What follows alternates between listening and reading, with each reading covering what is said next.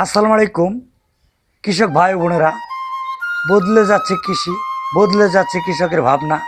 একসময় বাংলার মাঠ মানে ছিল সোনালী ধানের দুলনি, কিন্তু বর্তমানে অনেক কৃষকই ঝুঁকছেন ভুট্টা চাষের দিকে। আজ আমরা দাঁড়িয়ে আছি বিস্তীর্ণ এক ফসলের মাঠে, যেখানে একদিকে ভুট্টা আর অন্যদিকে ধান। 2026 সালের এ সময়ে চাষিদের জন্য আসলেও কোনটি বেশি লাভজনক, ধান নাকি ভুট্টা? চলুন জেনে নেওয়া যাক। প্রথমে আসি খরচের কথায়। ধান চাষে সেচ, সার এবং বিশেষ করে ধান কাটার সময় শ্রমিকের পিছনে বড় একটি অঙ্কের ব্যয় করতে হয়। অন্যদিকে ভুট্টার বীজ কিছুটা ব্যয়বহুল হলেও এতে সেচ তুলনামূলকভাবে কম লাগে এবং বর্তমানে যান্ত্রিক উপায়ে ভুট্টা সংগ্রহ করা অনেক সহজ হয়ে গেছে। বাজারের দিকে তাকালে দেখা যায় 2026 সালে পোলট্রি ও মাছের ফিড তৈরিতে ভুট্টার চাহিদা বেশ তুঙ্গে। ফলে গত বছরের তুলনায় এবারও ভুট্টার বাজার বেশ চাঙ্গা। অন্যদিকে ধানের দাম স্থিতিশীল থাকলেও উৎপাদন খরচ বাড়ায় নিট মুনাফার কিছুটা চ্যালেঞ্জের মুখে পড়েছে চাষিরা। আজ আমাদের সাথে কয়েকজন অভিজ্ঞ কৃষক আছেন।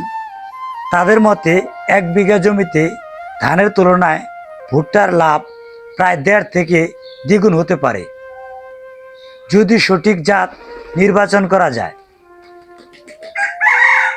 তবে ধানের সুবিধা হলো, ধান আমাদের দেশের প্রধান খাদ্যশস্য।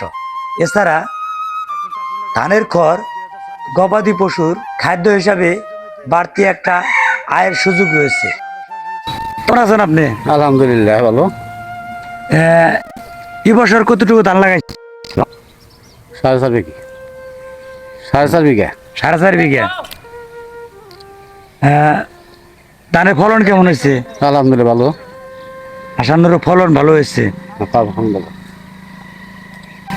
1 বিঘা জমিতে চাষ করতে এবছর কেমন খরচ হলো? 14,000 টাকা হচ্ছে। 14,000 টাকা।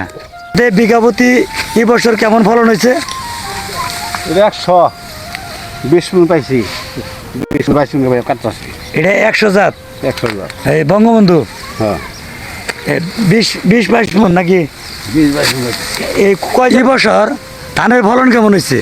ধানের ফলন মোটামুটি ভালোই হয়েছে, কিন্তু হইলো কি খরচ হইলো 13-14 হাজার টাকিতে।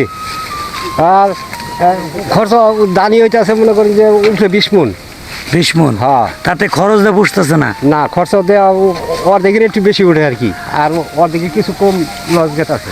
পরিশেষে বলা যায়, বর্তমান বাজার ব্যবস্থাপনা এবং উৎপাদনের ব্যয় বিবেচনা ভুট্টার পাল্লায় কিছুটা ভারী।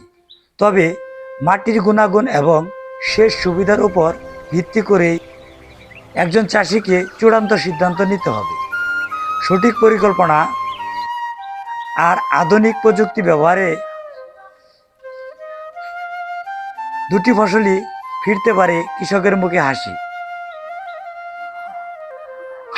আজকের এই কৃষি প্রতিবেদনটি আপনাদের কাছে কেমন লাগলো অবশ্যই কমেন্টে জানাবেন। ধন্যবাদ সবাইকে। আল্লাহ হাফেজ। আবার